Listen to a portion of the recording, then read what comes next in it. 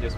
It's the most control General Stanley McChrystal is exhibiting over American Special Operations troops for the first time.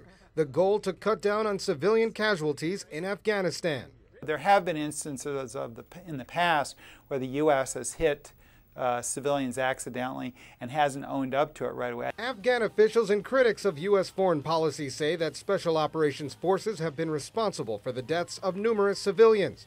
Countries surrounding Afghanistan, including Pakistan and Iraq, are voicing concerns over troops showing a diminished sensitivity and a regard to rules. Thank you, Mr. Chairman. Tuesday on Capitol Hill, General David Petraeus discussed the need for more training.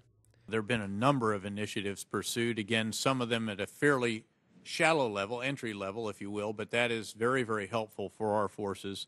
But then beyond that, there are other initiatives, including targeted recruiting, re-enlistment bonuses. According to United Nations figures, there were 596 civilian deaths attributed to coalition forces, despite a drop of about 28% from the previous year.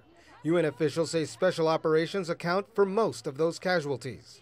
You have this problem, and it's really caused popular opinion in Afghanistan to be much less approving of the U.S., and that's a big problem in counterinsurgency warfare because the center of gravity is the people of the country.